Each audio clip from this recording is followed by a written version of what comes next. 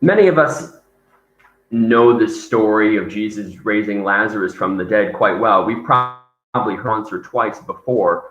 But the interesting thing that I'm pondering over as I read it now is if we believe Jesus is God, and we believe God knows everything that's going on, then Jesus does some particularly strange things in this story. He knows that he could save Lazarus, knows exactly when Lazarus is going to die, and evil come to him and say, "Come and help." He chooses to just hang out for a couple days. He just sits around, waits for a couple of days, waits until Lazarus is good and dead. And it seems like at one glance, it could seem like a really uncaring thing for a friend to do, except for that he knows he's going to go and raise Lazarus from the dead. It brings my mind to another interesting thing, in that if he knows he's going to raise Lazarus from the dead, if he knows everything is going to be fine, why does he cry? Why does he cry? Everyone else is crying because Lazarus is dead. He knows he's about to raise him, literally just about to raise him, and yet he still cries anyway.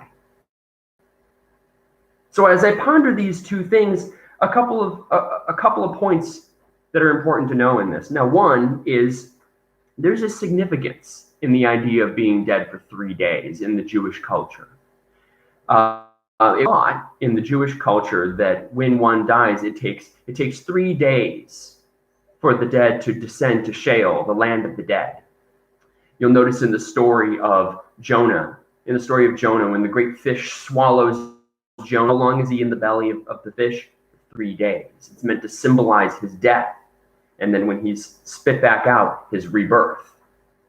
There's a lot of significance in this idea of being dead for 3 days, in that point Lazarus has descended all the way, not just a little bit dead. He's not just mostly dead. He's all the way dead, all the way down to Sheol.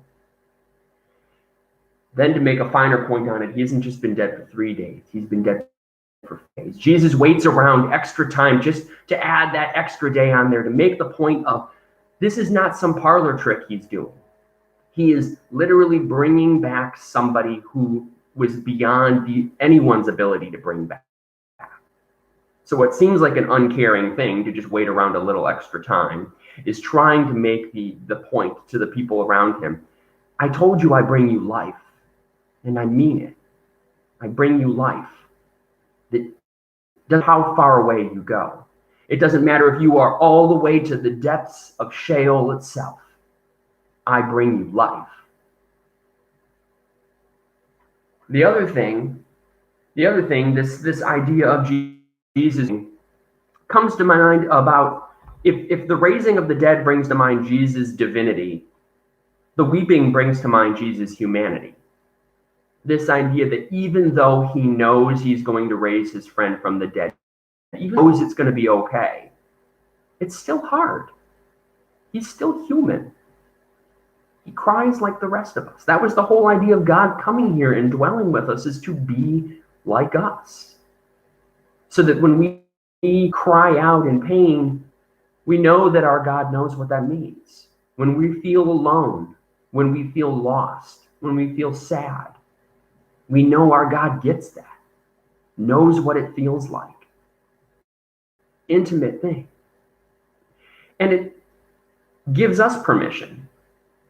I mean, right now, we know things are going to be okay in the world, in our country, at St. Stephen's. We know we're going to be fine. We'll get back into our church. We'll start worshiping together with one another before you know it. You know, the economy will bounce back. People will be able to hold each other again. We know in the long term, all of this is going to be fine. That doesn't mean it's not hard now. I think Jesus gives us permission to have faith that it's going to be okay, just as Jesus had faith that Lazarus was going okay, and yet to still shed a tear in the moment, knowing that doesn't mean you don't have faith. So you are not a bad person if this is hard sometimes. In in this story, we have this perfect capture of Jesus, both in his full divinity and his full humanity. And as we close our season of Lent and get ready to celebrate Holy Week, I can't think of a better way for us to recognize Christ's presence among us than that. Thanks be to God. Amen.